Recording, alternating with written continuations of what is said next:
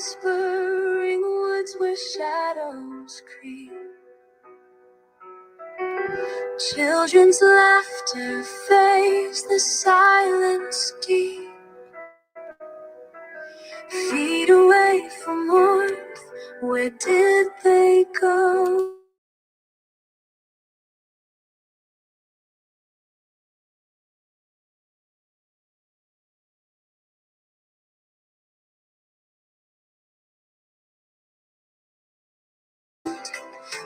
Stories untold, forever sealed. Where have they wandered?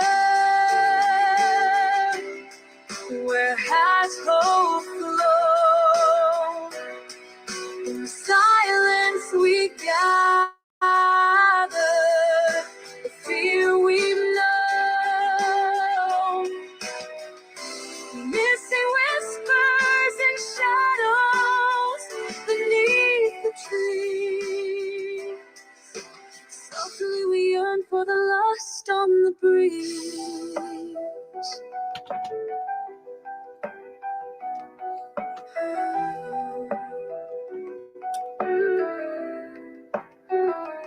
Underneath the moon, where the waters lie, a tranquil surface hides a mournful sigh. Each ripple tells tales that the night won't reveal. Souls adrift in the fate so surreal. In the darkened depths they softly plead for someone to listen, for someone in need. Where have they wandered? Where has hope flown? In silence we gather, the fear we've known. Missing whispers and shadows beneath the trees. Softly we yearn for the lost on the breeze. In the haunting dusk, we carry their name. Remember the whispers, ignite the flame.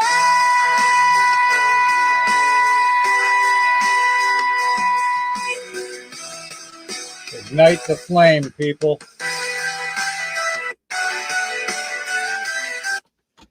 Ignite the flame, people. Good to see everybody in the chat tonight so far.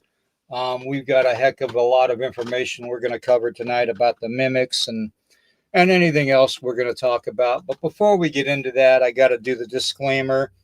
And the music that is being used on the channel now, from now on, is going to be solely owned by me through the Donna app. And, you know, I got to say, we're doing some good music every day of the week now. So that opening song, by the way, is called Missing You. And it's a song dedicated to all the missing children and all the missing people that just basically fall off the face of the earth. So I did that song dedicated to them. I've got Eric waiting backstage patiently. I see everybody in the chat. I'll get to everybody in the chat here pretty soon. The disclaimer is this channel may use some copyright material, but contends that it's specified authorized use for the Fair Use Act, which is the Copyright Act of 1976, which makes allowances for the purposes such as criticism, commentary, news reporting, teaching, research, parody, and entertainment value under Section 107 of the Copyright Act of 1976, and that covers all the video clips that we use through other channels and other people that supply to us to get our information out there and to confirm some of the research and stuff that we're doing, okay? That being said, I'm going to take that down. And let's see here. I've got a little chore for everybody in the chat before we start going on. Eric, I'm sorry, brother. Let me unmute your mic. Got to hear Fluffy's voice here. There we go. No All worries. right. All righty. Well, Eric and I were just sitting backstage drinking coffee and trying to decide on songs and stuff. The missing song, I want everybody's opinion in the chat tonight. Okay, we're gonna play that. I've got three different types of that song, and as much as I hate to say it, I can't make a decision on what two to keep and what one to get rid of. So I'm gonna leave that up to everybody in the chat. We're gonna go in order, 1, 2, and 3. The first song is kind of like a dark, haunting kind of a melody, which you heard in the opening. The second song is more of an upbeat rock type of a beat, but it's also got the dark side to it. And then we have the only way I could describe the third one is I had the AI do it, and it did it under a type of a genre of the only way I can describe it is like Taylor Swift pop music. That's about the only thing I could describe it as.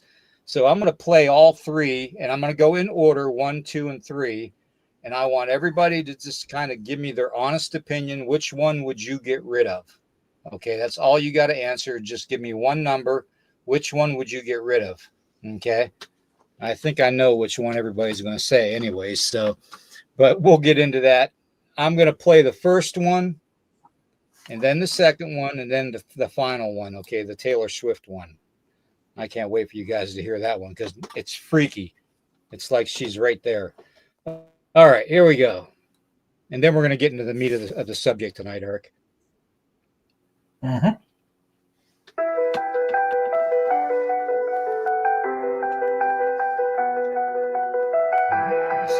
This is number one. In the whispering woods where shadows creep,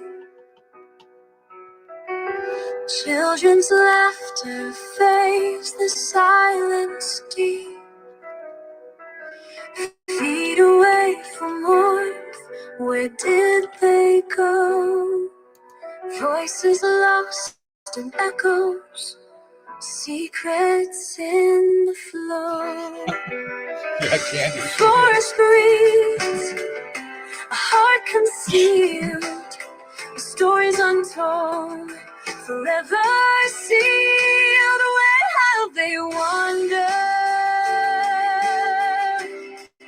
Where has hope flown?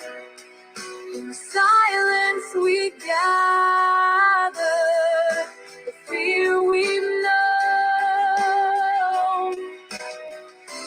Missing whispers and shadows beneath the trees. Softly we yearn for the lost on the breeze.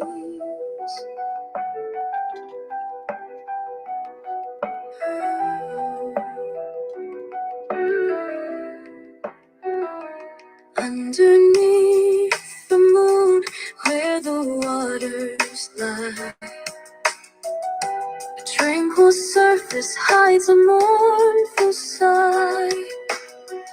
Each ripple tells tales that the night won't reveal. The souls adrift in the fate so surreal. In the darkened depths they softly plead for someone to listen, for someone in need. Where have they wandered? Where has hope flown? In silence we gather, the fear we've known. Missing whispers and shadows beneath the trees. Softly we yearn for the lost on the breeze. In the haunting dusk, we carry their name. Remember the whispers, ignite the flame. Again, that's number 1.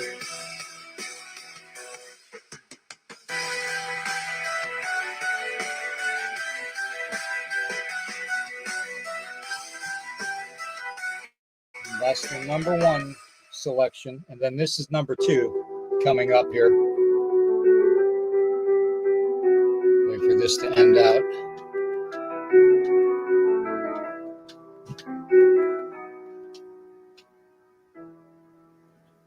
Okay, the second one is, like I said, a little harder.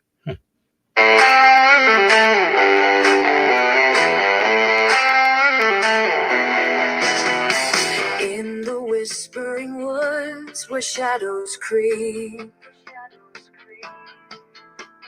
children's laughter fades, the silence deep.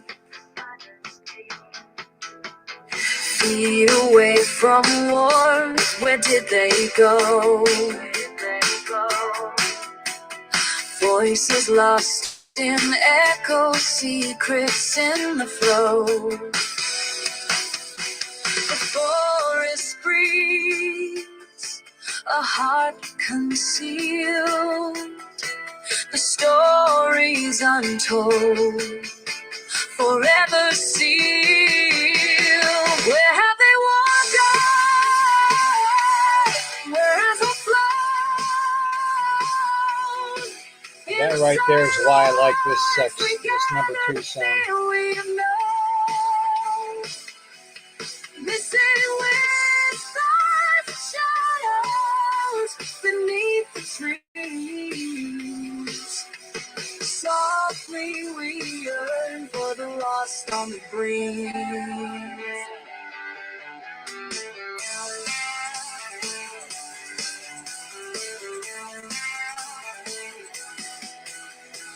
Underneath the moon where the waters lie, a tranquil surface hides a mournful sigh. Each ripple tells tales that the night won't reveal, of souls adrift in a fate so surreal. In the dark and depths they softly plead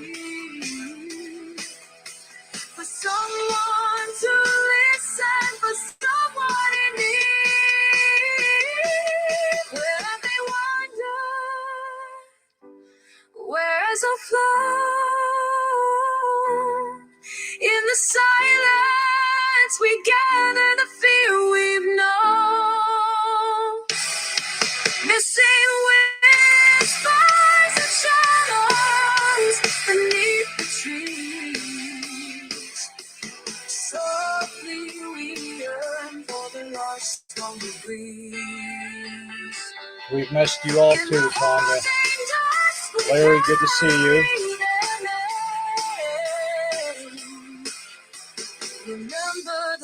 Maria, good to see you. Joanne, good to see you. Of course, Roxanne and Urso, Bounty, Candy, Carl. We got a special preview for Carl tonight, too. Here's the third one. Now, this is the Taylor Swift one.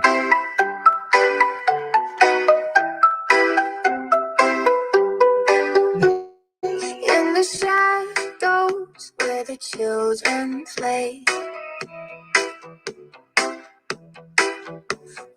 thank you, whispers carry them far away.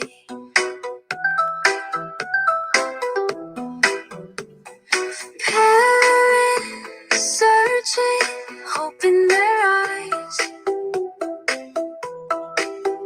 while the forest echoes silent goodbyes. Oh, where do Is it weird? Do I kind of like this one? The lost, they linger near. Echoes of laughter not disappear. Don't worry, we're going to get into the heavy subject matter after we select one of these types of songs to go. One of them's got to go bye-bye tonight.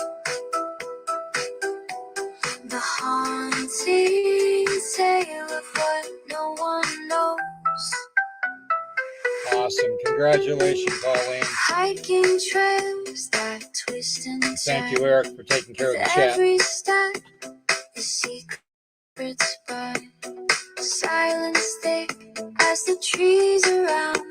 These woods hold truths that can't be found. Is there a way back home?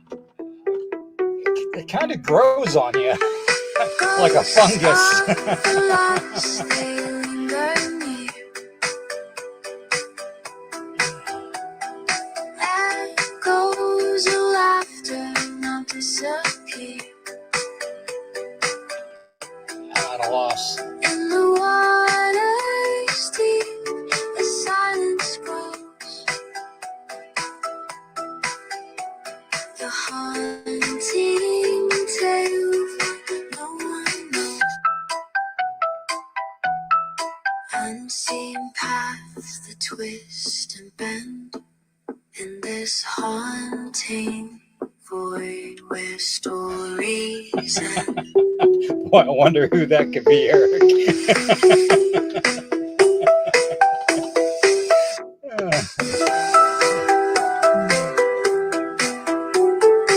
Thank you, Roxanne. It's kind of weird. Even though it sounds like Taylor Swift, the whole beat and everything, I kind of like it. But out of the three, I've got to select one to go. And the first one you heard, it's like that dark kind of melatonin, real low, methodical type of a music, but it's flowing. It's really good. Then you got the second one that's like a soft rock with a dark beat to it. And then you got the Taylor Swift one that I call. So all my creations. It's me, man. But one of them's got to go. Now, I know which one I would select, but I'm also kind of drawn to not select it because it kind of grows on you. Okay? It really does. Carl, I knew Carl was going to pick number 3. For me, I like the first and second one only. Yeah. But I'll give it to you. That one does grow. Yeah, it grows on you the more you listen to it. Just the beat, If I could change the voice, I would, but AI program won't let me change the voice. So, okay, so far we've got number 3's got to go. So, not looking good for Miss Swift. Carl's the only one rooting for 3 right now. This Heifer and Carl are the ones that are picking 3 to go. Yeah, that's what I'm saying. I'm saying Larry's the only one that's picking 3 to, liking 3. Everybody else Candy doesn't like number 2. Yeah, I'm trying to get caught up here. Remember, we're picking the one to remove. The 2 that stay are going to be not picked. Okay, so. And I need everybody's opinion. Roxanne says number 1. Candy says 2. Urso 1. Yeah, Urso 1. Larry wants that third song.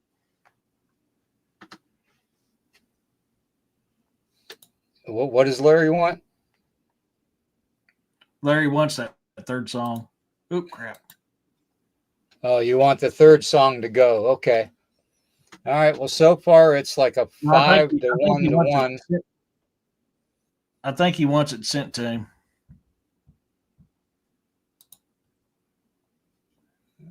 So Candy's picking number 2 to go. Hey, Griff. Oh man. Hey, Griff. Good to see you. Demaria, what do you pick? Yeah, number 3 still in the lead. You're right. Now remember, we're picking the ones to go. We're only picking 1 to go. Robin says 3 goes. So I agree, it's not bad. Yeah, it kind of grows on you like a fungus. It really does. Yeah, the beat does. Yeah, the beat does. It really does. Anyways, that's the voting. We'll tally it up at the end of the podcast and see which one's going to stay and which ones are going to go. Tonight's topic, I wanted to get deep into it, and I've covered this topic before. I did a brief video recording on it, about a 30-minute video about a month ago. And something tells me to go over it again because I've been interacting, as you see by my Facebook videos that I put out, I've been interacting a lot lately and seeing a lot more lately of what, I hate to use this phrase, from what normal people can't see. Okay. And what I mean by that is you're not abnormal. Okay. You're more normal than the rest of us that are able to see things and experience things throughout our daily lives because of the tragedies and all that have happened within our lives, whether it was near-death experiences, which I've had several, or if it was a serious illness to where you almost died, which I've had. I'm already still there, actually. But by any ways and means, I don't mean that anybody is abnormal, because they're not. It's just some of us have been given a special gift to converse or have the ability to see more than what the human eye capacity can see and the brain can interpret. Okay. And I've gone over the whole brain, the visual effect thing. I did a post today on Facebook on that with the, about the river monsters and stuff and what I thought was going on with that. That big sturgeon. Yeah, that big sturgeon. And it is a prehistoric monster. It's 2 million years old. So yeah. So I mean, technically it is a prehistoric monster. But what we want to get into tonight is the whole mimic thing. Now, I don't know about anybody in the chat. Bounty, you probably experienced it. Carl, you've probably experienced it. Urso, I know you probably experienced it. I know Corey has. For the most part, I'd say about 50 to 60% of the chat has had a mimic experience and probably hasn't even realized that it was a mimic experience. Okay. So here's the deal. Okay.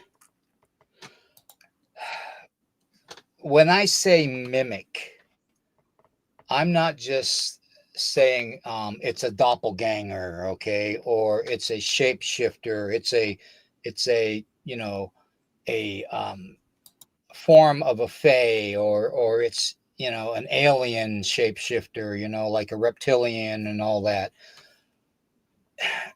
The term mimic encompasses a broad spectrum of the paranormal, the supernatural, and the cryptid.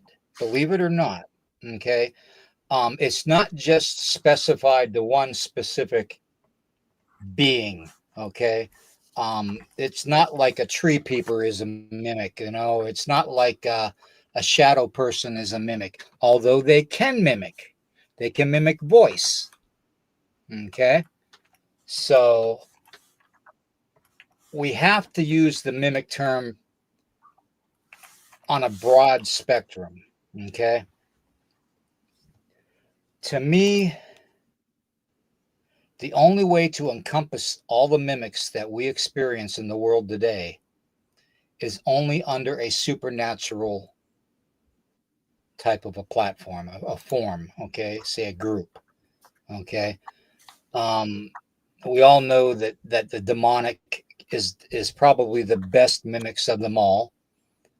If you want to talk about voice mimicking, I can't tell you the hundreds of investigations I've done that voice mimicking was right on the same course as almost a demonic possession type of a thing, for either a certain object within the house or the building or the property, or the person themselves.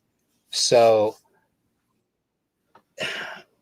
we as Native people, we don't really have a term for mimic. Okay. That's why I say we need to use it as a generality as far as, encompassing everything that can mimic our voice, can mimic our looks, can mimic other creatures, other people that we know, people from our past that are deceased, which brings in the demonic aspect of it and the supernatural type of beings. And when you're dealing with that with Native American culture, you're dealing with what we call tricksters. Okay. The trickster spirits, the Iktomi, the spider, the coyote, these trickster spirits are have the capability of being just like a gremlin, like a pain in the ass type of a cryptid or a supernatural being, and could just make your life miserable and pull pranks on you and hide your car keys, or pull a wire off of your car that somehow magically vibrated loose, or you see that one book that was sticking out so far finally fly across the room. Okay. Those are things that mimics as far as trickster spirits are going to do. Also, those are also things that poltergeist activity is going to do. Okay. That's a whole nother subject. Okay. So we're going to separate that for right now. Tricksters, there are several different types throughout Native culture. Okay. We have so many, and when you're dealing with a little over 500 indigenous nations, you're dealing with a lot of different.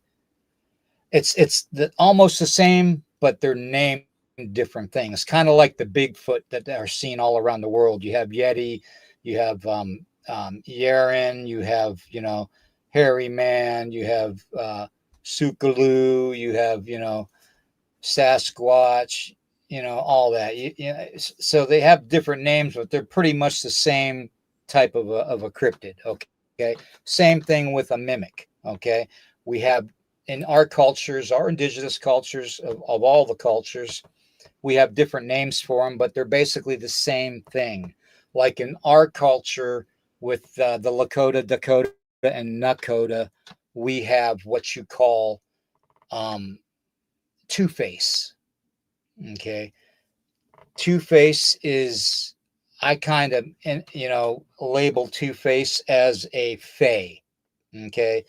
It has fae qualities, changeling qualities. Okay. Two-Face is a very, very evil entity, supernatural being. Okay.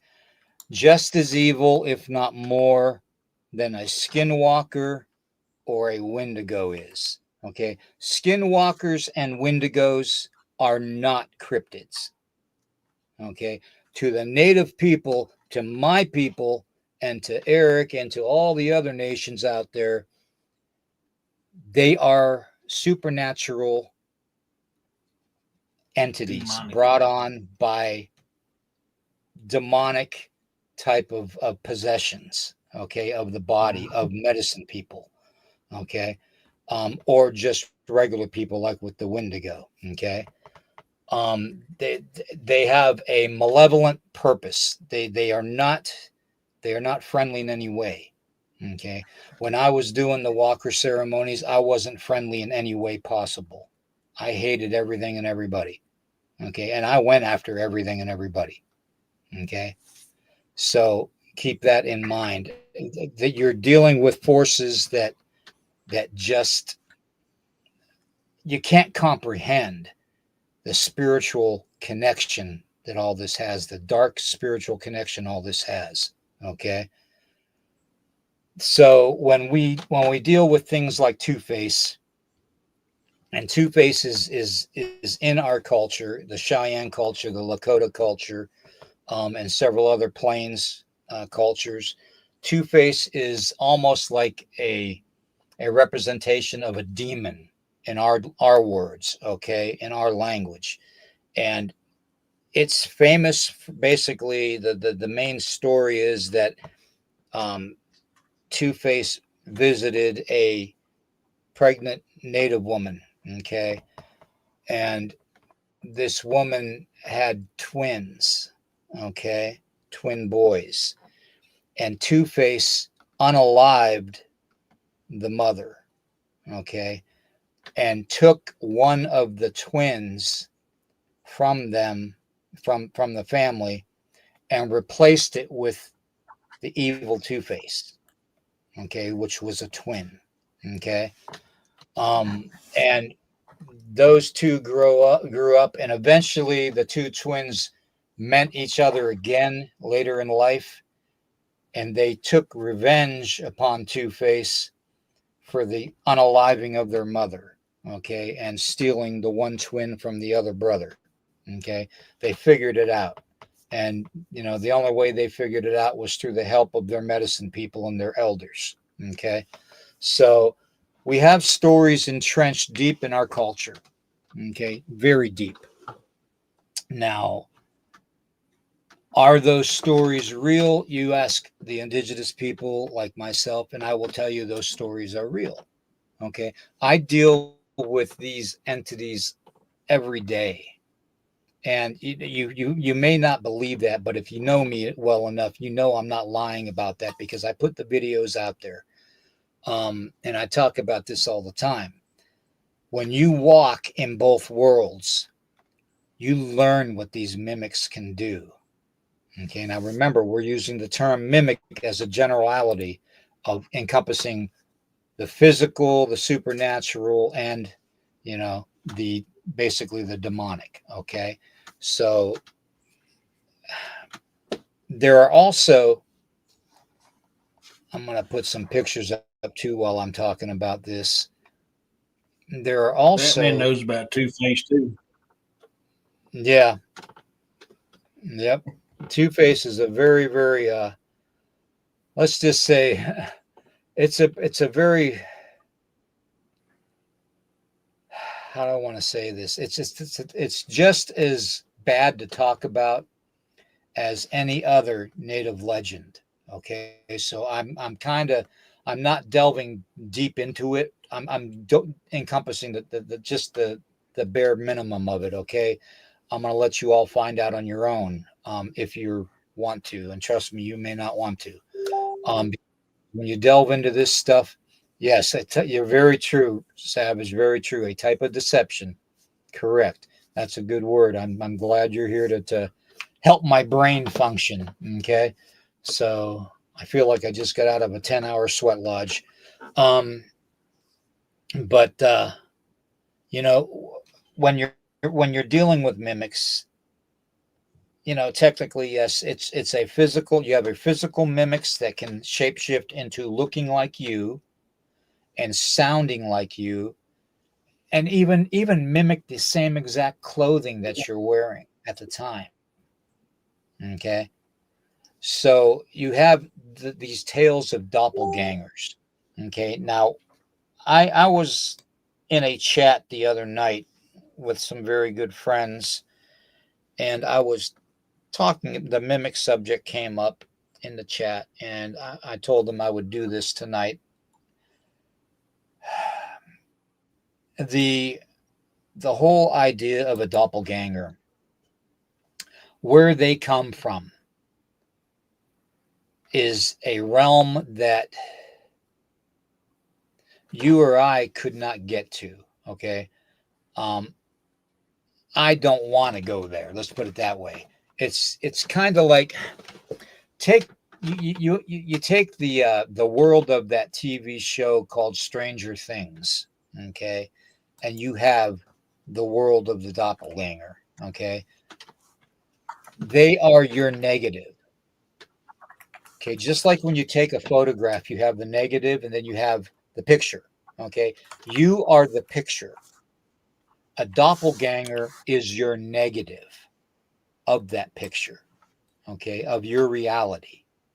Okay. So when a doppelganger comes through into this world from its existing place, okay, whether you want to call it the shadow realm, which is where I go, or whether you want to call it the upside down world, whatever you want to call it, the veil, okay, or the next dimension. It doesn't matter to me what you label it, it's all the same thing. Okay. And this, again, this is from my own research and my own experiences, encounters with this type of supernatural activity. So what we want to do is we want to realize, and we got into this conversation, and I can't remember the young man's name that I was talking to that night. But Ursa, you probably know him too. I can't remember his name. But we agreed that, whenever we do certain things, you never have two mirrors opposite each other. Okay. You never want to have your mirror exposed to where you do most of your activity. In other words, like a camera watching you. Okay. Like a security camera watching you. Mirrors work both ways. Okay. I've covered this before. Mirrors work both ways. It is literally a camera for the supernatural world. Okay.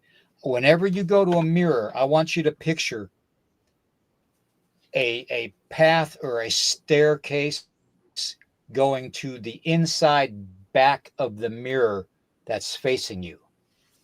Okay. That's how close you are to the supernatural every time you're by a mirror. Okay. You are within, that's why you see so many mirror glitches.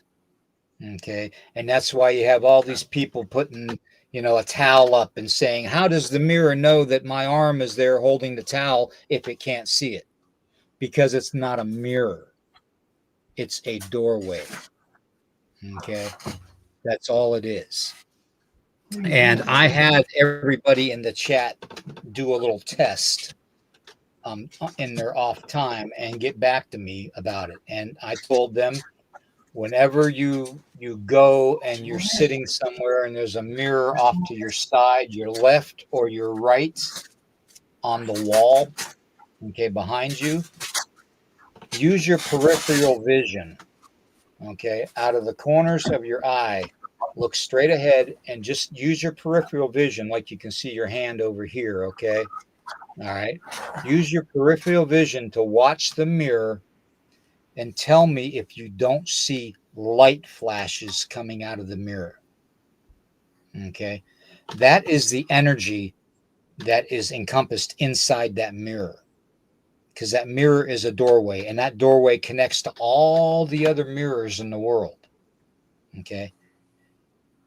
Think of it as you look into that mirror and you see your own reflection looking back at you. That's your negative. Okay. You're the positive. That's the negative. Okay. That's your reverse of the picture photograph that you took with your camera. Okay. Your reality, your base reality. All right.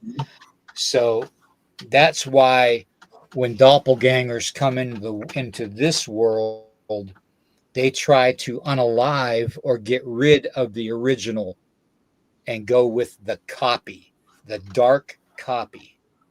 Okay. That's their sole purpose, is to bring darkness into the world. Okay. That's what mimics do. Okay. You have your mimics that are tricksters that'll trick you into following a voice that you recognize into the woods, and then you're never seen again.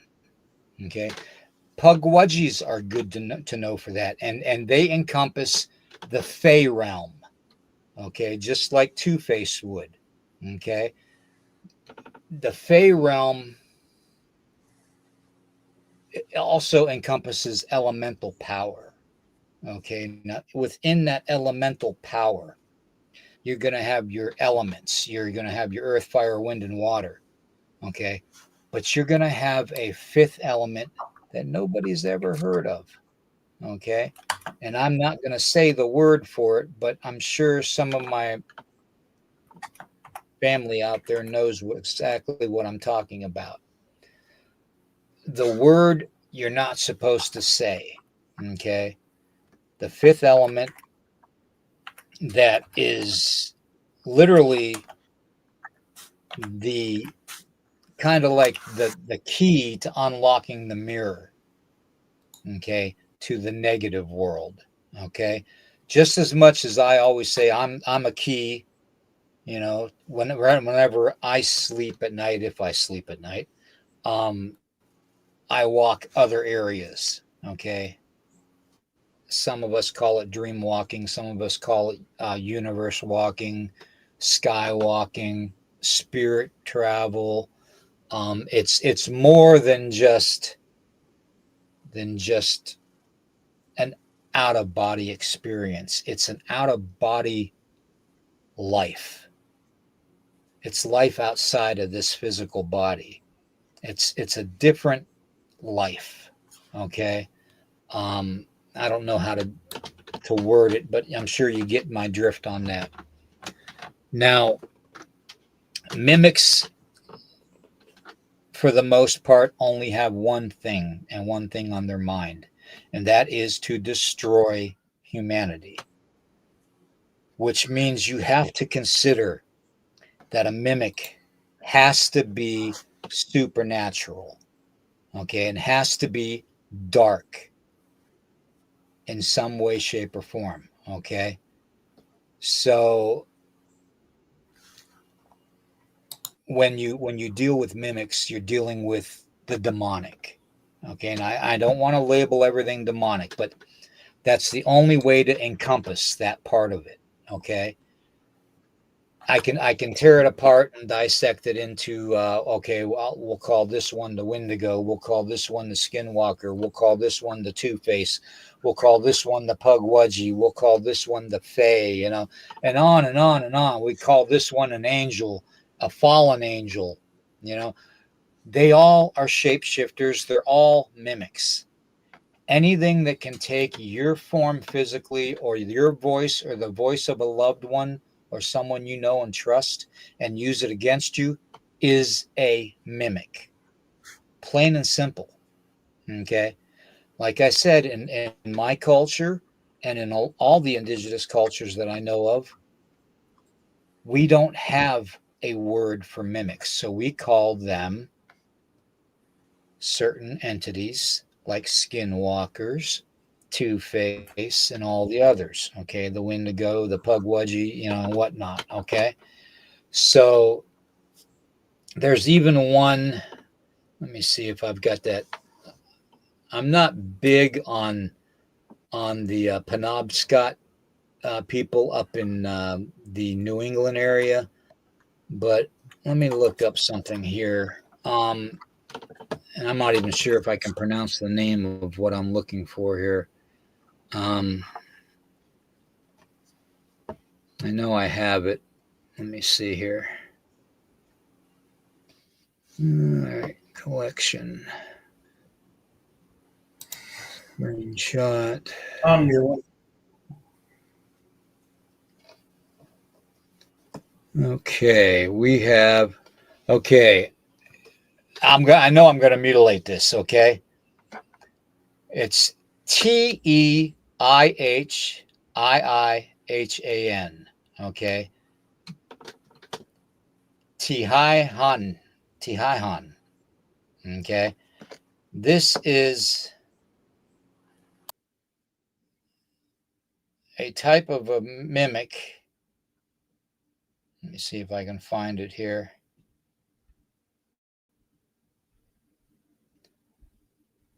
Or no, excuse me, it's not that one. It is, here it is.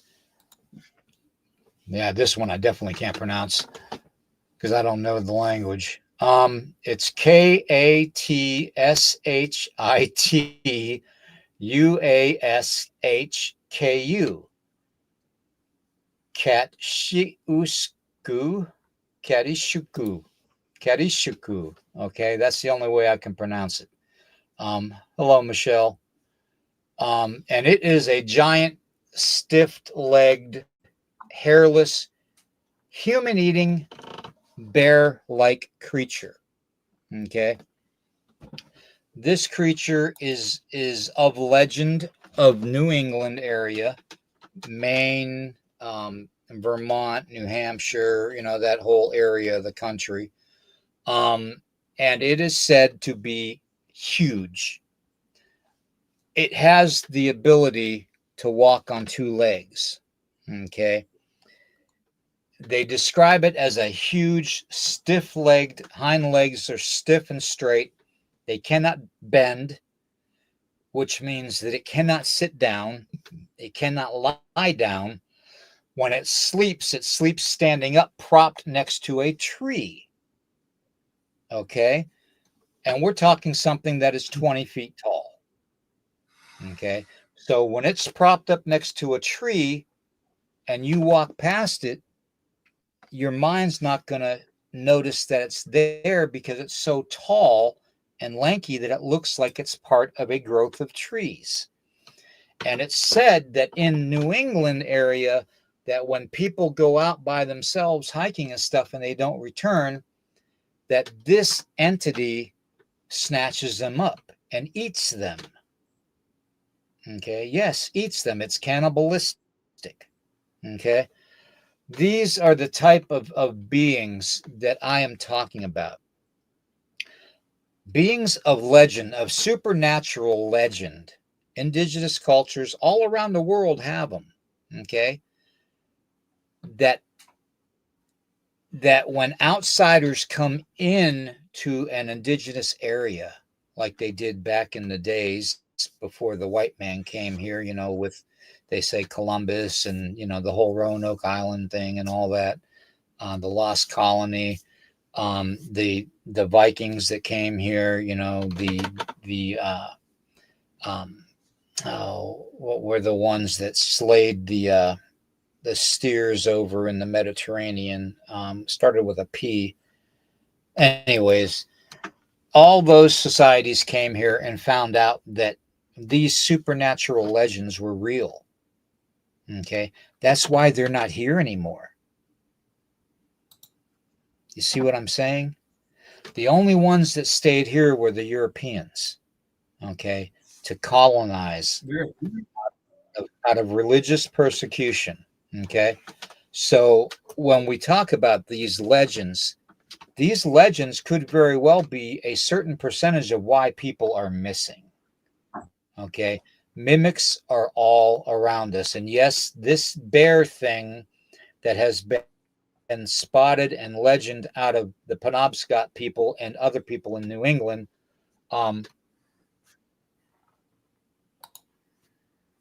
wow. Okay. I didn't see that. Anyways, these legends are real. Okay.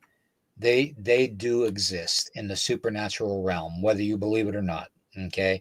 And when you're dealing with indigenous cultures and you're forewarned that these things exist, just like we have said for thousands of years that giants exist and nobody believes us. And now they're finding out that they're finding these super huge footprints that are sunk in rock that are 6 inches deep and 36 inches long, which makes it probably 40 feet high. They're finding out that these actual giants lived. We're not just talking Bigfoot or Sasquatch. We're talking 20, 40, 60 foot tall giants, that they did exist. Okay. Now, where do you think this all goes? Do you think because you turn the light on in the morning that the spooks and the haunts are going to be gone? That's not how it works. Okay. You can't have the light without the dark, no more than you can have the dark without the light. There's always been the two in existence. Okay. Jesus Christ taught us that. There's always been the two in existence. He was the light and Lucifer was the dark. There's always been the two, and without the two, that neither one would exist. Okay, so there's always yin and yang. Exactly, just like yin and yang. Exactly, negative and positive. But that is the whole principle of mimics, to be the dark. Okay, to influence you to come to the dark so they can unalive you and assume your position in this world. That's what mimics do, plain and simple. So that's the extent of what I wanted to explain to everybody. Now, I don't know how you feel about it, Eric. I've been talking for quite a while now. I'm going to drink some coffee. I'm going to let you go ahead and explain what you have experienced as far as mimics. I know I've heard my name called dozens upon dozens upon dozens of times. Oh, yeah. Seen things. You know, I've experienced, you know, the little people that say, come here, come here, you know, trying to coax you away from everybody in your family and lead you off. And basically you don't come back. You know, these are all mimics. Okay. They prey on your weaknesses and they prey on your fears. Okay. If you're afraid and you're alone, they're going to comfort you by someone's comforting voice. That's what a mimic does to entrap. You'll hear stuff like, hey, come here. Yep. Hey, come you here. Want to go ahead and do a little bit talking about it, Eric, and I'm going to go ahead and drink some coffee and give my voice a rest. Well, earlier you said European, so I don't know if you should drink more coffee if you're European. Yeah, that's only when I'm in the bathroom. I'm European. So, I mean, you guys pretty much know one of my. I mean, I've heard stuff, you know, most of my life. One of the worst and probably scariest experiences I ever had was a couple winters ago when I had that thing mimicking my dogs and then started following me all over and started messing with me and would show up as an old man in the doorway of my shop trying to entice my daughter and her friend to come in the shop, or it would mimic my daughter or my daughter's friends when they were out in the field trying to get them to come over. I mean, this is the type of stuff that happens, man. I mean, this ain't no joke. There's a reason why I say stay indoors. You know, don't answer the door. Don't answer back if it knocks on the door. You know, don't do this stuff because it's very real. Don't whistle in the dark. Yeah, don't whistle. Yeah, oh, yeah, no. Don't clap your hands or make a wood knock in the dark either. That's, you know, there's certain rules that a lot of people don't abide by when you're dealing with the supernatural. And, you know, they don't understand that the angelic realm and the demonic realm are part of that supernatural entity. Okay. They're part of that encompassing supernatural genre or group. Okay. So, you know, not all angels are good, folks. The majority of them are. The majority of them are. They will protect you. They will keep you safe. You know, they will love you like, you know, like you're their own family. Okay. And protect you. You know, I know that firsthand. Okay.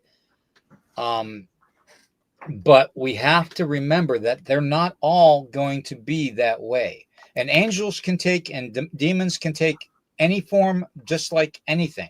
They can take your form. They can take the form of a loved one, the voice of a loved one. It doesn't matter if it's demonic or angelic. You know, it's all the same. That's what a mimic does.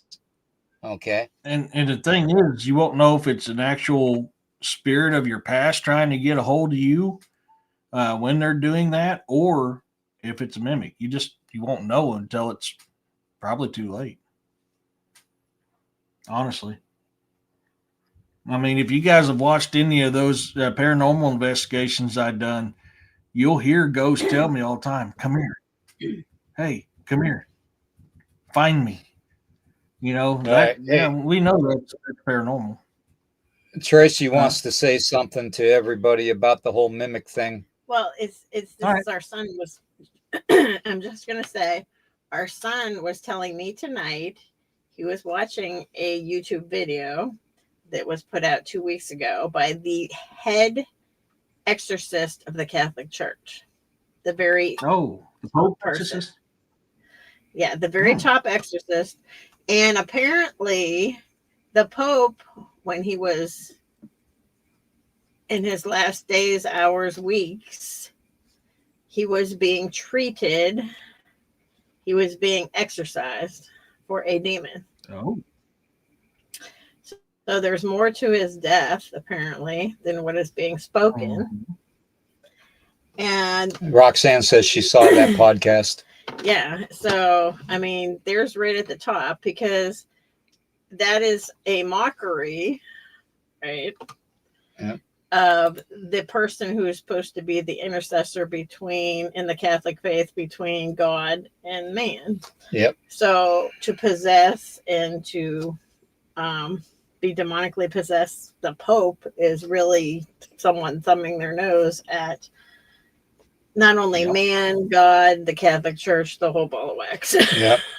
Basically the Vatican. You also got to consider this fact too. That's sort of along the lines of your subject, and Dakota's been giving me a little updates Right on that. Mhm. But it was the very top. I mean, we're talking the number one exorcist, like the very pinnacle. Okay. Like there was no one above him in the Catholic Church. All right. And right now there's a split, apparently within the Vatican, from what this was saying, where it's basically good versus Evil. the not Yeah. good. Yeah. Mhm. Yep. The dark and the light. Yep. It's pretty significant. Yeah. All right. And you guys have to understand Thank this. I agree with everything Tracy just said, but I'd be doing you a disservice if I didn't point this out. It don't matter how holy you are. All it takes is one weak moment, one moment of something not right, and they can enter you. Yep. Just And they leave the can- door open a split second. That's Yep. why I said keep an eye on the mirrors. You know, mirrors have a way of affecting our lives. And a lot of the exorcism ceremonies, we cover mirrors. Okay. Whenever we do a spirit calling, okay. Now, a spirit calling, some of the native people out there will know what I mean by a spirit calling. We have these rooms set up, okay, and it's covered, everything's covered in black, okay, the windows, the mirrors, the walls, everything is black. Everything that is not supposed to be in the room during the ceremony is removed from the room. We sit on the floor, or we can sit in chairs, it doesn't matter, and we call forth the spirits. And what'll happen is, and I'm not going to go into it in depth because I don't want to, but what'll happen is the spirits will come forth and they will interact with objects within that room. You'll hear loud banging, you'll hear rattling of glass and stuff, from the windows, thumps on the walls, creaks in the floor. You'll have wind blowing around in the room when there's no draft. Okay, these are Native American spirit callings. Okay, they are used to bring forth spirit before ceremonies. Okay, and we do these, quite often. All right. Basically to communicate with our ancestors. Okay, I don't want to say it's like a Ouija board or anything like that, because that's bad. And I'm sorry if that offends anybody, but Ouija boards are bad unless you know how to seal them and close them permanently. I'm not saying, you have to stop, you have to go, we're closing the session, you're not allowed to come through and all that, and close it and put it back in the box and all that and put it under your bed. That's not sealing it. Okay. Throwing it into a fire is the worst thing you can do for a Ouija board. Okay. Or any any sacred object for that matter. Okay, You anything. just destroyed the thing to put them back when you do that. Exactly. Exactly. Because what you have, what you're using as a conduit to the spirit world is your universal key. Okay. Just like I'm a universal key because I interact with the spirit world as much as I do. Okay. Mhm. Um,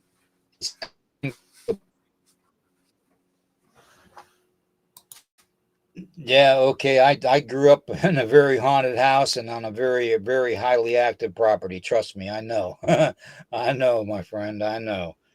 Um, there's so much to the mimic thing, and I'm glad Tracy brought that up because when you're dealing with the demonic or the angelic, the light and the dark of the supernatural, um, you're dealing with forces you have no idea how powerful they are. Um, when something can mimic your voice, that's an accomplishment. I mean, we have, you know, comedians out there that can mimic people's voices. Let's face it. Who was the black guy off of the Police The Police Academy? Academy guy. Yeah, I mean he did the sound effects, the Mhm. everything, and even he can be classified as a mimic. Now, is that a demonic possession type of a thing where he is opened himself up to having spirit come within him and give him that ability for a certain period of time? That's only he knows. Only him and the big guy know, and that's it. Okay. So, but when you're dealing with people that have done nothing in their lives but make millions upon millions of dollars off of mimicking other people, um, then that tells you right there that there's something not right. Okay. Now, I want to go one step further with this, everybody. Okay. When we're dealing with the mimics and stuff, we all know that it's a bad thing. So, if you hear your name called, don't react to it. Don't even turn and look that way. Just completely ignore it. Okay. When you hear a whistle, don't whistle back. Don't acknowledge it. Okay. You're not supposed to. Those are entrapments that a mimic is going to make to bring you in.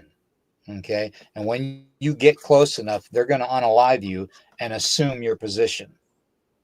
That's all they want to do. Plain and You simple. hear a little baby crying in the woods and you know there's nobody else around. Probably not a good idea to go after that little baby crying in the woods. Exactly. Or a woman screaming in the woods, don't go looking because you're not going to like what you find. Okay. And I don't say that lightly, and I don't say that to scare anybody. It's only the truth. When you're dealing with the darkness and the dark forces of this realm, you're dealing with powers that Mhm. were given by the creator and that the creator can only take away. Okay. We can block those powers. We can subdue those powers and put them in a shoebox and tie the shoebox with twine and bury it 6 feet underground. But 100 years later, somebody's just going to dig it right back up, untie the twine, take the box off, and there it is again. Pandora's box all open again. Mhm. Okay. That's what happens. Okay. You guys got to realize, I mean, in a way, we're trying to scare you. I mean, you need to know what the hell you're dealing with. So in some essence, yes, we're trying to scare you in that aspect right there. But at the same time, you got to understand if you go to where these things are calling you, one or two things is going to happen. They're going to take over your body, or you'll never be seen again. You've now become food. Will a heavenly angel tell you right from the get-go that they are from the world of Heavenly Father? Angels, if you have the capability of understanding angels, anytime that you get that ringing in your ears, or it's like a gargled high speed, like an old video recorder or tape player that's playing really fast and real high pitched, to where you have a hard time figuring out what's being said. Well, that is said to be angels whispering in your ear. Okay. That is said to be the angelic realm talking to you. Now, just like anything, when you're dealing with the supernatural, you have to understand that angels, like I said in the beginning, especially dark angels, you're going to have your good and your bad. Okay. You're going to have a lot more good than you're going to have bad, but you're going to have your bad. Um, you don't know. If you take the angel at its word to say that it's good and it's got good intentions and all that, and you understand what they're saying, I'm kind of suspect, because when angels typically talk, humans cannot interpret it. Okay. It's not like a prophetic word from the creator. Okay. We have dozens upon hundreds of people out there that give prophetic words all the time, and God bless them. I love each and every one of them. Joey Z is one. He is phenomenal. Okay. He is definitely connected. I don't know if anybody follows him, but look him up on Facebook, Joey Z, and he's on YouTube. And there's several others. There's oh, Trace, I can't remember the one guy's name. Oh God, what was the name of his podcast? He has a podcast on YouTube also. Him and his wife do it. But they do prophetic words all the time too. But typically, the prophetic interpretation comes from the creator. It doesn't come from the angelic form down to humanity. Okay. It did in the Old Testament. Okay. It did in the Old Testament. I give you that. But nowadays, see that blessing. Hey, George, that blessing that the creator gave us to have the angels come down and give us prophetic information about certain events or certain catastrophes that are happening and all that. Mankind has lost that interpretive ability from angels.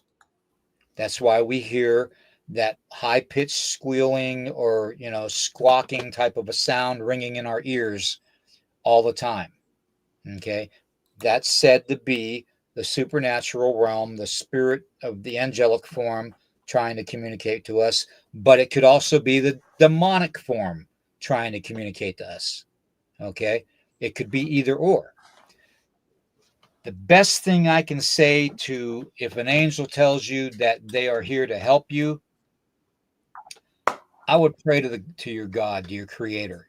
Okay. To whether it's Jesus, you call him, whether it's Yahuwah, whether it's Yeshua, whatever you want to call him, he's still the one source. Okay. He's still the creative force of this world. He's still our heavenly Father. Okay. Our Abba. Okay.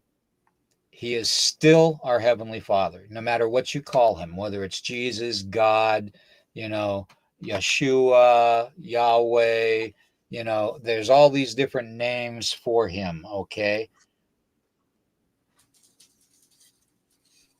But prophetic words are to prophets, to prophetic word prophets, is going to come from the creator. It's not going to be interpreted from an angelic point of view. Okay. So I would be a little leery of that. Okay. Yeah. ABBA was a Swiss pop group. Yeah, they were. They were. But did you ever ask yourself why they had that name? Anyways. Yeah. There's something you guys need to know as well. You can have stuff to protect you from these things, and to a degree, it will keep you protected. But if you come across a very powerful one, it It can destroy you. that protection, yeah, I mean, it don't matter what kind of protection you got. It's still going to get you, and you got to understand these things have different power levels. Which drop into Dragon Ball Z. You got certain power levels for his lower class, certain power levels for his medium class, and then you got certain power levels for the elite. These supernatural entities are the same way. You'll have some that's got Exactly. very low power levels, and then you got some that's really high. So you can take out your protections, you can do all that stuff, and then you got to remember, Yahuwah gave us the gift of free will. So if you go Yep. willingly to these things, it don't matter how much your faith is in Yahuwah or whoever it is, you chose this free willingly to go towards this thing. You have Exactly. to keep that in mind. Yep. Anytime I'm going out on an investigation, I know that I am willingly choosing to go out and face whatever this is out here. Yep. If something happens, that's on me. I Yep. chose to do this. Yep. And I mean, we have the capability within us, like I said, to lock it away on a temporary mhm. basis, or chase it away on a temporary basis. But when it comes down to the complete exorcism, and expulsion of the demonic, or something evil, okay, whether it's Native American or whether it's, Irish folklore, or Norse folklore, we only have the capability of limiting its power. Okay, we Mhm. don't have the complete ability to make it disappear. Okay, whenever I help people out, with Jessica Jones, the one time when she was doing the dog man and Ooh, leave that skinwalker stuff alone, boy. investigation, um, I did prayers and stuff, and chants to protect her and the group while they were down there. Okay, there a young man, um, Zach, who came to me, said he had skinwalkers on his property in Wisconsin, and he was terrified. They basically unalived some of his animals and stuff, his farm animals, and they were scratching on the window screens and stuff on his home at 2 o'clock in the morning, trying to get him to come out. And he would hear, a voice of a woman saying, "Come outside, come outside." That's a mimic. Okay. Mhm. That's a mimic.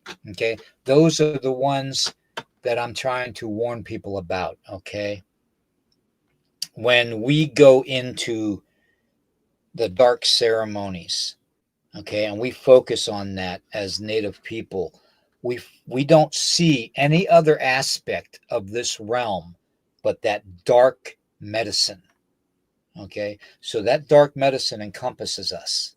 Okay, it embraces us and it takes us over, and certain we gain certain attributes and abilities, okay, because of that dark medicine. Okay, and that's where you get a lot of the mimicry coming from in Native American lore. And whether it's a skinwalker, whether it's Wendigo, whether it's, the Two Face, whether it's the bear, I'm not even going to try to pronounce its name right now. Um, Up in New England, there's so many things out there that are considered mimics. But like I said in the beginning, when it comes to indigenous culture, we don't have a description of just a certain type of mimic. We encompass everything supernatural that can change shape and form in any way, whether it's through voice or whether it's physicality. Those are mimics. Okay. And the best thing we can do right now in our lives is be aware. that mimics come in all forms. And here's another one to consider, and I'm sure nobody's considered this. What about AI? Isn't Yep. AI a mimic? Isn't AI a mimic? Can't they mimic your voice? Can't they mimic your facial features? Isn't AI a mimic? It's not a supernatural mimic. It's a technological mimic with supernatural tentacles into the supernatural realm, because it's been proven. It's been proven that it's the spirit of the Nephilim that is within the AI and the whole AI system. Okay. So, there is that supernatural connection. Okay. So we have to consider all things, folks. We don't want to limit ourselves to just one specific type of mimic. You need to be prepared to deal with all of it. Okay. Mm-hmm. And that's the purpose of tonight. Okay. Yep. I got to get something to drink here. Hold on. You're good. I think we need Carl. Are you still in here?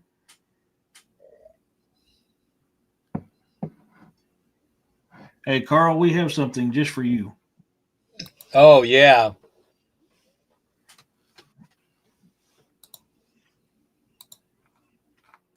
Let me get this ready. This is for you, Carl.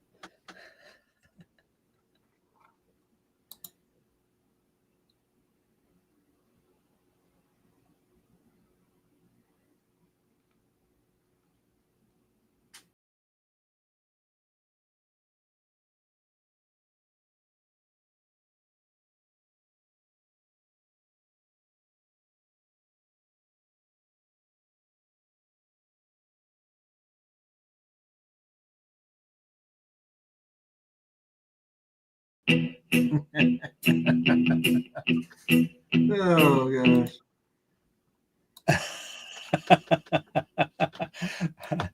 Yeah. That just Carl, you know why we showed you that, bro.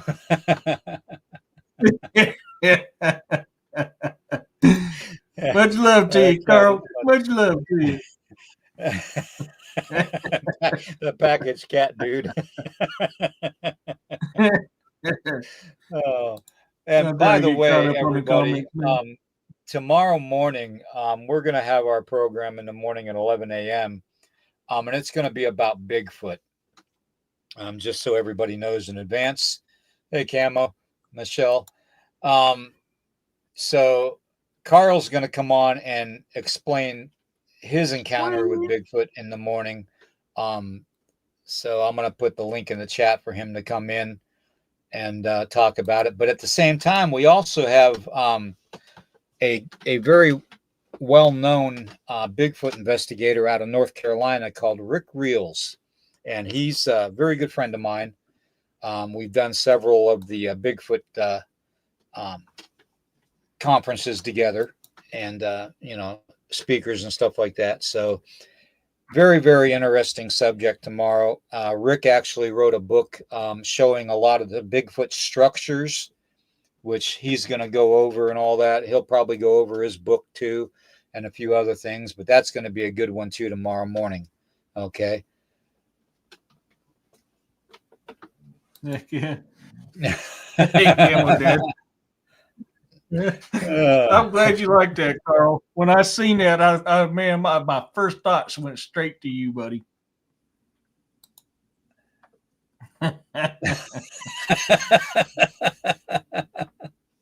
Oh my God.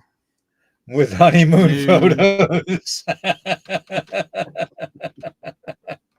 Oh, Urso.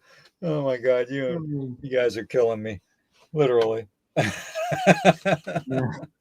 Anyways, that's going to be on tomorrow's show. I hope this was informative enough tonight to help some people out.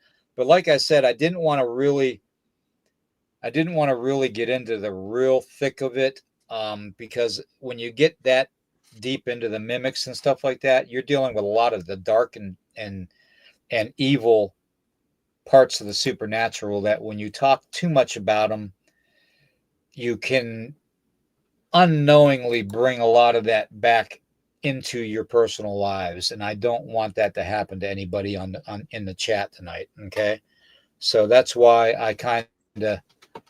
But yes, I mean, when you got to remember, when you're dealing with mimics, you're dealing with all the different types. It's not just a one-off type of a thing. There's several hundred different types of mimics out there. Okay, and possibly several thousands when you deal with all the cultures around the world. So, because technically a jinn could be a mimic. Okay. There is mimic jinns. There absolutely is. There's mimics in every culture, ancient to modern. Exactly. So, the reptilian people, they're perfectly good shapeshifters and changers too. They can actually be considered and classified as a mimic. Aliens, in fact, I didn't even talk about that tonight. The whole alien thing, can be mimics. Think about all the different races of aliens that people have seen that could possibly be mimics. Okay. So, when it comes to that, and then you're dealing with that, like I said, you got the demonic forces that can be mimics. Mm-hmm. You've got the fallen angels or any angelic type of a being that could be a mimic. You've got the dark medicine people, with the skinwalkers and stuff like that could be mimics. You've got the reptilians that could be a mimic. Okay. You've got the shadow people that can mimic voices and lure people away. Okay. And then you've got all the other mimics of the dark realms and stuff. The ancestral realms, the astral realms, whether you call them the Black Watchers, the succubus, parasitics, they can be mimics too. So, we've got to realize that when we use that term mimic, it can encompass a lot of different things, folks, including AI. Okay. So let's keep that in mind. Okay. Let's not just limit ourselves to a couple of these beings being mimics. Okay. Well, you're also, ghost will mimic things too. Like I was talking earlier, look at the paranormal investigations I have on my show. They mimic.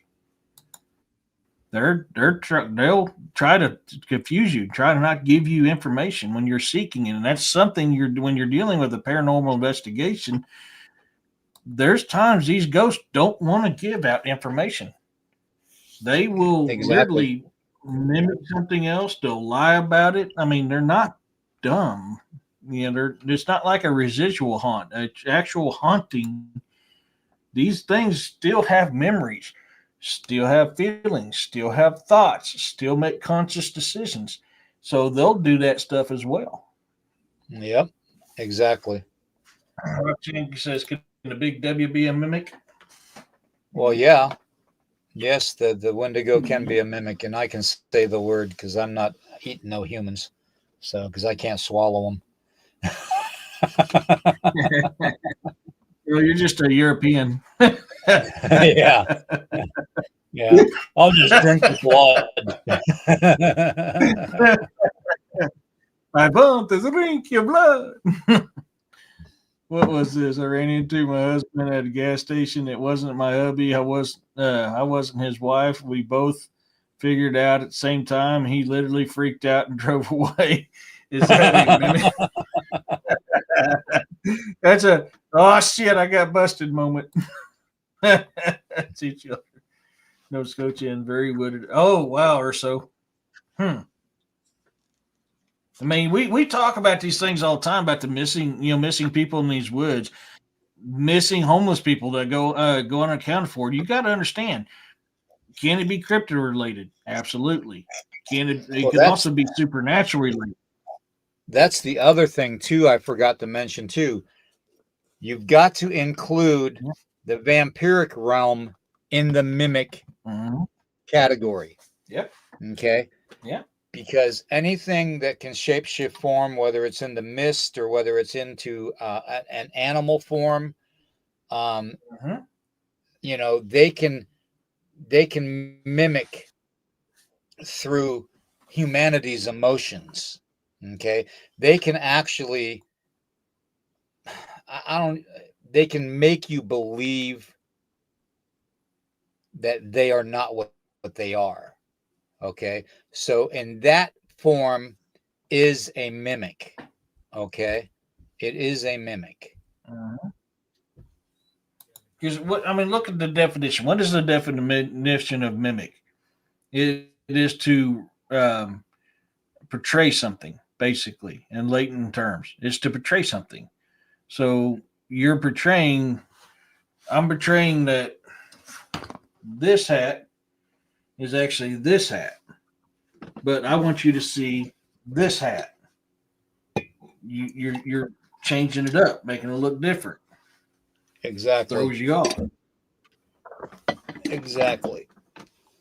So I hope this helped tonight. I mean, it's a lot to cover in one podcast. We might have to do a couple of them, Yeah. because there's so many forms and types of mimics that people are dealing with, that it's impossible to cover it all under one podcast. And my goal tonight was to basically help people understand that when you're calling something a mimic, you got to remember that indigenous nations here in America, we didn't have a word specifically for mimics. We called the creatures or the beings or the entities what they were to us. Okay. Mimic is going to be your general categoric name, encompassing the broad spectrum from paranormal to cryptid to supernatural. Okay. That's what a mimic is. It encompasses all three of those things. And the sooner we as researchers and investigators realize that, the better and easier it's going to be to interpret our investigations to find out final results. Okay. Um, so we have to literally consider that. Okay. We have to remember that mimic is not just a one-off thing and that's it. It's multiple types of entities, of beings, from other dimensions, from other universes, extraterrestrial, supernatural. you know it encompasses so much. We have to understand that. Okay. Yep. So, and my theory too about the whole mimic thing too is, when we're dealing with things like the Mothman, that to me is something that is along the angelic line of supernatural, whether it's dark angelic or whether it's light angelic. To me, that encompasses, the supernatural realm, the angelic realm. Okay. So, because it's been said to mind speak, it's been said to teleport itself, it's been said to hypnotically put people in trance, you know, through its red eyes. And remember my feelings on when you see red eyes, you're dealing with something supernatural. You're not dealing with your Mm-hmm. normal cryptid. You are not dealing with your normal cryptid, folks. Okay. When you're dealing with something with red eyes, you are dealing with a dark or an angelic supernatural being. Okay. Something that has lived a very, very long time, long before humanity. Okay. Something that was created by the creator before humanity was formed. Okay. Think about it. You're talking about something that has a lot more experience dealing with all kinds of things and all kinds of humans something that most people don't know how to interpret, okay, and how to how to react. So you have to think of it as, mimics and angels. For the most part, you have to understand that humanity has lost the capability of understanding whether they're coming from a good place or a bad place. Okay, It's all about that's that why vibe. when you hear, yeah, when you hear of the prophetic words that all these prophets are saying, like Joseph Z, who is a very good friend of mine. When you're dealing with all the prophetic words and stuff, you're dealing with prophetic words coming from the Creator, the Source, the one Mm-hmm. true God. Okay, so we need to keep that in mind. So if you're getting if you're getting a prophetic word from something that's claiming to be an angel, I would actually ask the Creator to confirm that. I would ask the Creator every day and every night to confirm that by in some way, shape, or form that is an angel talking to you and a good one. Okay. And you have to be able to read the signs of the answer. Because if you misinterpret it, then there can be a whole lot of hurt going on. You have to be able to interpret your reply that you get. Plain and simple, guys. Okay. Yep. Well, and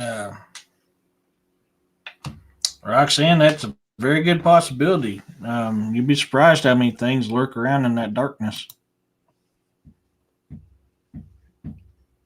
You'd be Yeah, surprised how many eyes are on you.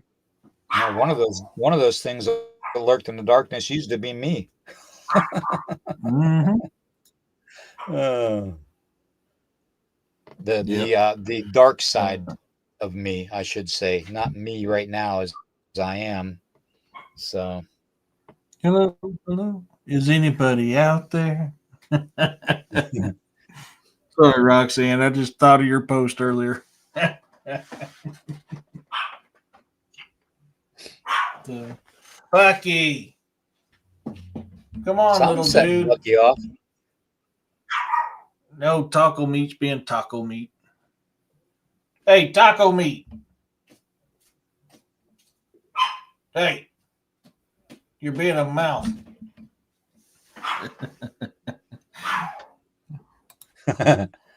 It's always the little ones. Anyways, everybody, Napoleon. I want to I'm going to end it tonight with that. And if anybody has any closing questions, please post them now, so we can answer them before we close this out. It's been a long day, and we got a show to do tomorrow morning with two great guests coming on. So Heck yeah. Man, it's going to be a fun packed weekend between your stuff and mine. I can tell you that. There you go. Yeah. Come here, taco meat. Come on, you're being mouthy, little dude. Yeah, I know. I love you too. I love you too. Hey, the shizzle. But channel, yeah, that's yeah, spiritual. Yes, that is one of the things we're kind of hitting at today.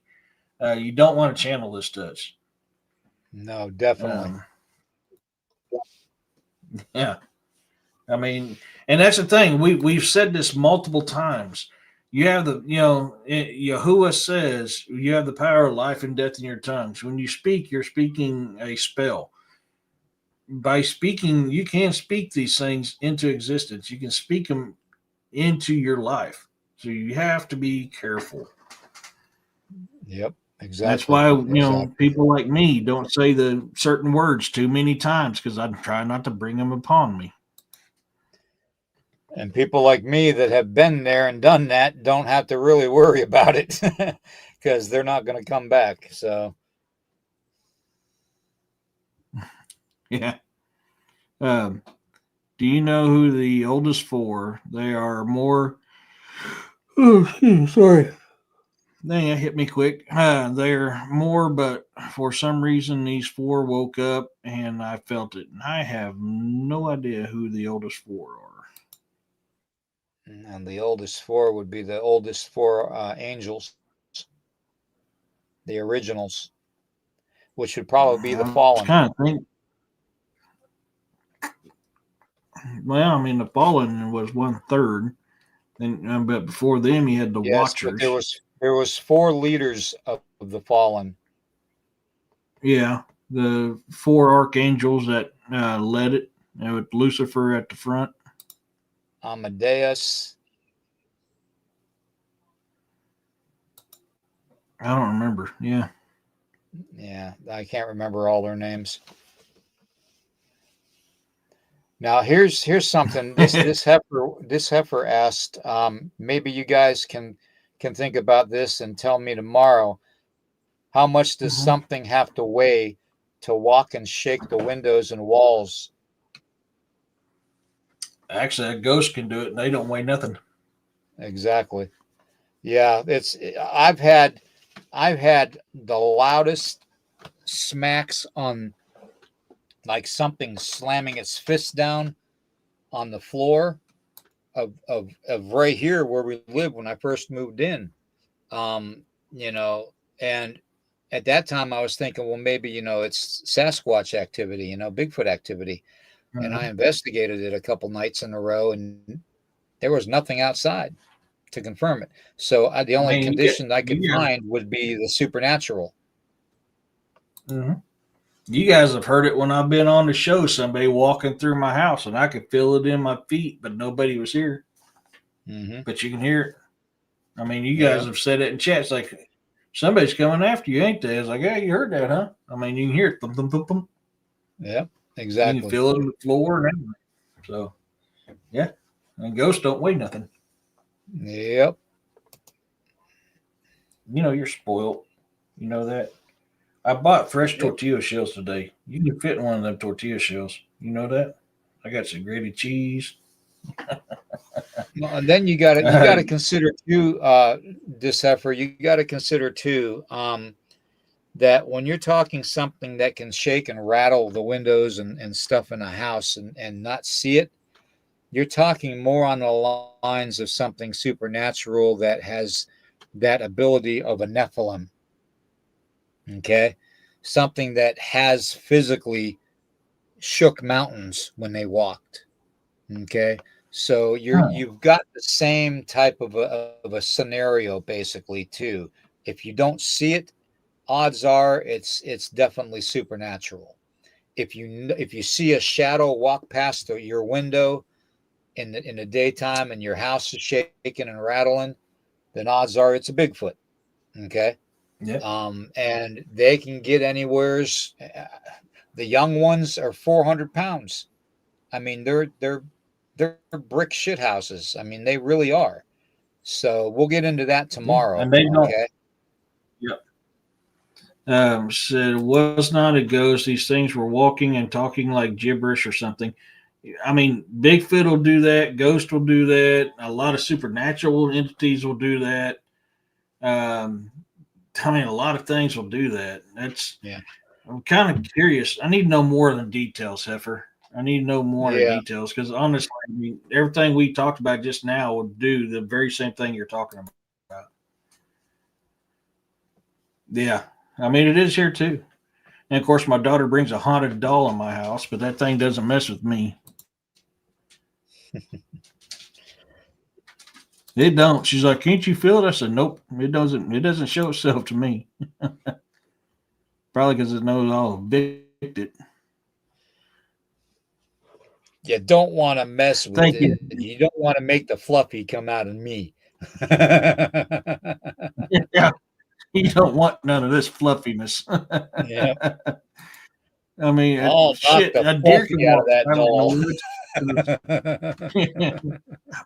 Bitch. Uh,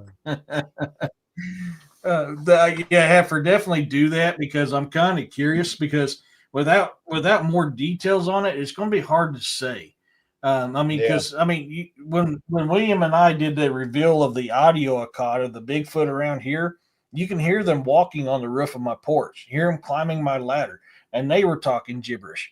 At the same mhm, time, most of your supernatural entities can do the very same thing, especially if they're trying to grab attention from you. But your exactly, paranormal will also do it as well.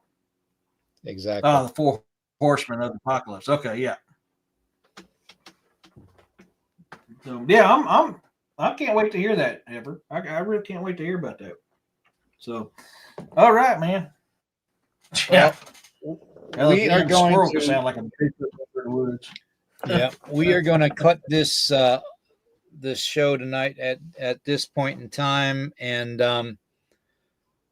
I'm going to play a closing song that it's called "The Vampire's Ball," and since we classify vampires as mimics and shapeshifters, I think it's only suiting that we end the program on that. So I'm going to pop a picture up right now, and we're going to play the closing song, and we will go from there, and we will see everybody in the morning.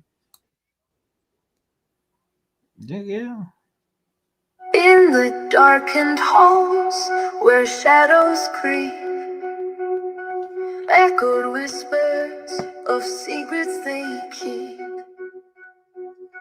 Chandeliers glint with a ghostly glow as the vampires dance to the moon's eerie flow. Werewolves howl under the silver light, chasing dreams that vanish into the night. Join the waltz of shadows and fate in this ball where love meets its hate. With every heartbeat, the clock counts down in this haunted ball where we all drown. Silken gowns swirl, drenched in despair, eyes that glimmer, all souls laid bare. Electric strings pierce the timeless air in this cursed castle where nothing is fair. Down in the forest, the shadows do flee as the dance unfolds beneath the old tree. Join the waltz of shadows and fate in this fall where love meets its hate. With every heartbeat, the clock counts down in this haunted ball where we all drown. When the dawn breaks, the magic will fade. Yet in this castle, our spirits are laid.